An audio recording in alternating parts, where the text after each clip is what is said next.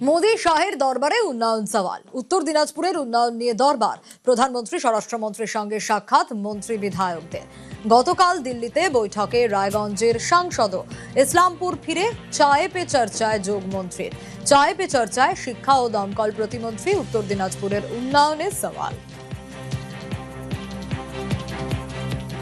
দিল্লিতে গিয়েছিলাম, সেখানে মাননীয় অমিত শাহজি এবং মাননীয় প্রধানমন্ত্রী নরেন্দ্র মোদীজির সাথে আলোচনা হয়েছে। আমাদের জেলায় আর একটা বিরাট অঞ্চল জুড়ে আছে, বর্ডার আছে, 227 kilometre Bangladesh border, chicken neck. তো মূলত সমস্যা নিয়ে কথা হয়েছে। তো দমকলের একটা বড় বিষয় ছিল, বিপর্যয় মোকাবিলা বলুন বা ফায়ার ব্রিগেড সংক্রান্ত কোনো আমাদের টেকনিক্যাল কলেজ বা ইউনিভার্সিটি নেই। তো আমাদের একটা 30 একর জমি আছে, টেকনিক্যাল ইউনিভার্সিটি বা কলেজ খুলতে পারি, সে বিষয়ে প্রধানমন্ত্রীজি এবং স্বরাষ্ট্রমন্ত্রীজির সাথে কথা হবে। আসানসোলে প্রথম মেডিকেল কলেজ। এমবিবিএস পড়তে আর দূরে যেতে হবে না। আসানসোলে নতুন ইএসআই মেডিকেল কলেজ। জট কাটিয়ে ইএসআই এর সঙ্গে চুক্তি সই। এবছরই মেডিকেল কলেজ শুরুর টার্গেট।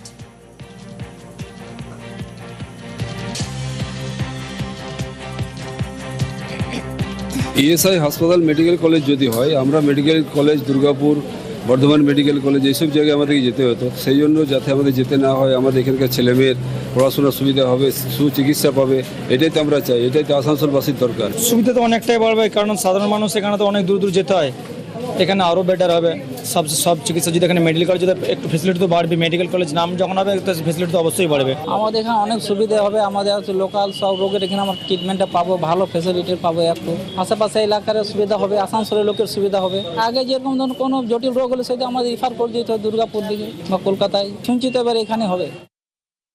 আসানসোল একটা শিল্প শহর এবং এই শিল্প শহরে অসংগঠিত শ্রমিক প্রচুর।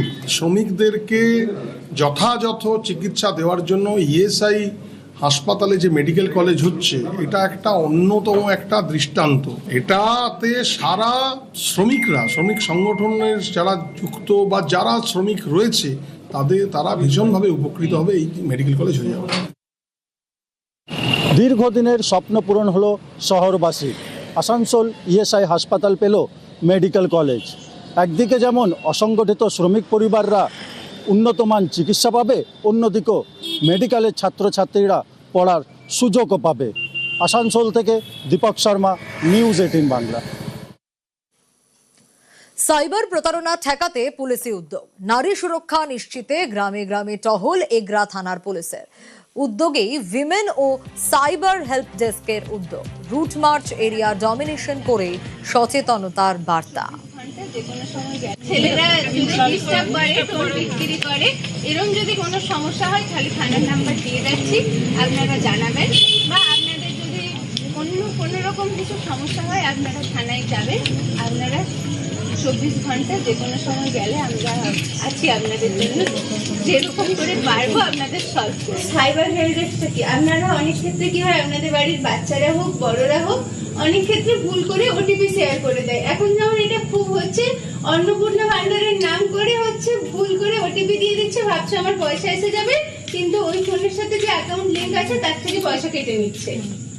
10,000, 12,000, 15,000, 20,000 যা থাকছে সেই অ্যামাউন্টটা কেটে নিচ্ছে।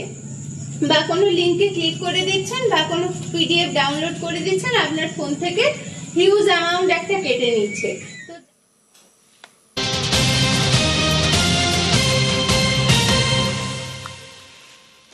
কোনো রাজনৈতিক ফায়দার জন্য ডিলিমিটেশন হয় না, মন্তব্য করেছেন বিজেপির রাজ্য সভাপতি শ্রমিক ভট্টাচার্য। তার সাফ বার্তা, কোনো রাজনৈতিক ফায়দার জন্য ডিলিমিটেশন হয় না। কোনো রাজনৈতিক ডিভিডেন্ডের কারণে কোনো ডিলিমিটেশন হয় না। কলকাতার উপরে মানুষের চাপ বেড়েছে, মানুষ শহরমুখী হয়, এটা অত্যন্ত স্বাভাবিক বিষয়। এবং এক্ষেত্রেও কলকাতা কর্পোরেশনের পরিষেবার স্বার্থে, মানুষের স্বার্থে কলকাতায় আজকে সেখানে ডিলিমিটেশন করা হচ্ছে। ওয়ার্ডের সংখ্যা যদি বাড়ে, যত বেশি ব্যবস্থা বিকেন্দ্রীকৃত হবে, তত মানুষের পরিষেবা সুযোগ বাড়বে। সেই উদ্দেশ্যেই হয়তো এই কাজটা করা হচ্ছে। পুরসভার তকমা পাচ্ছে কোলাঘাট। আগের সরকারের আমলেই ঘোষণা হয়েছিল, কিন্তু ঘোষণা হলেও কার্যকর হয়নি।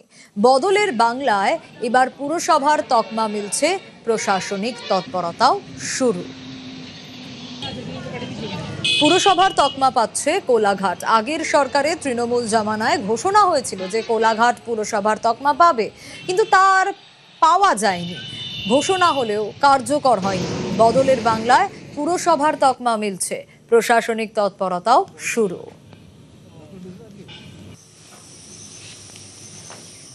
এটা খুবই আনন্দের বিষয়, এরকম একটা উদ্যোগ নেওয়া হয়েছে এবং এর আগেও এরকমভাবে একটা ঘোষণা হয়েছিল অনেকবার, সেটা আলটিমেটলি ফলপ্রসূ হয়নি। পৌরসভা হলে কী হবে, একটা ফান্ড আসবে, সো সেই ফান্ডটা একটা পঞ্চায়েতের ফান্ড, একটা পৌরসভার ফান্ড, একটা ডিফারেন্ট ফান্ড। সো পৌরসভা উন্নতিকল্পে সেন্ট্রাল গভর্নমেন্টের অনেক বড় বড় ভালো ভালো স্কিম আছে, সেগুলো যদি গ্রহণ করা যায় আমার মনে হয় অর্থনীতি দিক দিয়ে যখনই তুমি স্ট্রং হবে, তুমি চাইলে অনেক কিছু উন্নতি করতে পারবে। অবশ্যই সদিচ্ছা থাকতে হবে। সব হলে আমাদের রাস্তাঘাট, এই যে ড্রেনের পরিষেবা, আমরা সবগুলো ভালো হবে। আমরা আলাদাভাবে মানে একটা নতুন চেহারা মানে শহর দেখতে পাবো। আমরা তাদের ট্যাক্স বাড়ুক যাই বাড়ুক, কিন্তু আমরা মানে চাই অন্তত আমাদের এখানে কোলাঘাট নতুন বা এই নতুন পৌরসভাটা হোক, আমরা খুব খুশি হব। আজকে নতুন রাজ্য সরকার পঞ্চমতম পৌরসভা হিসাবে কোলাঘাটকে স্বীকৃত করেছে। ফলে পৌরসভা হওয়া মানে তার যে বেনিফিট সেটা আপামর জনসাধারণ সবাই পাবেন। ইতিমধ্যেই ঘোষণা হওয়ার সময়কাল থেকেই কোলাঘাটবাসীর মধ্যে ব্যাপক আনন্দ উদ্দীপনা আমরা প্রতিনিয়তই পর্যবেক্ষণ করছি। সকলেই চাইছেন যত তাড়াতাড়ি এটা কার্যকরী রূপ, সেই কার্যকরী রূপ খুব তাড়াতাড়ি হবেন। আমাদের মহামান্য রাজ্য সরকারের জনপ্রিয় মুখ্যমন্ত্রী তিনি আমাদের জেলার সবটাই তার তালুর মধ্যে অবস্থান করছেন। ফলে জেলার প্রবেশদ্বার কোলাঘাট, সেই কোলাঘাটকে ঢেলে সাজানোর দায়িত্ব তিনি নিচ্ছেন পৌরসভা উপহারের মাধ্যম দিয়ে। ফলে কোলাঘাটবাসীর যে দীর্ঘদিনে যা দাবি ছিল সেই দাবি দ্রুত পূরণ হতে চলেছে এই সরকারের মাধ্যম দিয়ে। আমরা সব সার্ভে করে বিডিও সাহেব সব পাঠিয়েছেন। কোলাঘাট ব্লকের যে আছে 4টা গ্রাম পঞ্চায়েত ফুল, একটা গ্রাম পঞ্চায়েত যে আছে পার্সেল, 2টা মজা। আর শহীদ মাতঙ্গিনী ব্লকের 2টা জিপি আসছে, একটা যে জিপি আছে ফুল, একটা লগভগ 75%। তো এটা প্রপোজাল রেডি হয়ে গেছে। আর রেজলিউশন বিডিও সাহেব সব রেডি করে নিয়েছেন। অল পলিটিক্যাল পার্টি মিটিং করে পপুলেশন নিয়ে সার্ভে চলছে, যে পুরো ডিটেলস যেভাবে আমাদের কাছে চলে আসবে আমরা ফার্দার অ্যাকশন জন্য ডিপার্টমেন্টে পাঠিয়ে দেবো।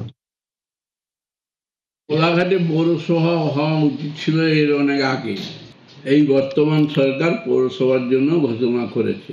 এই ঘোষণা করে যদি পৌরসভা করে তাহলে কোলাঘাটের মানুষ নিশ্চয়ই সেটাকে সদরে গ্রহণ করবে।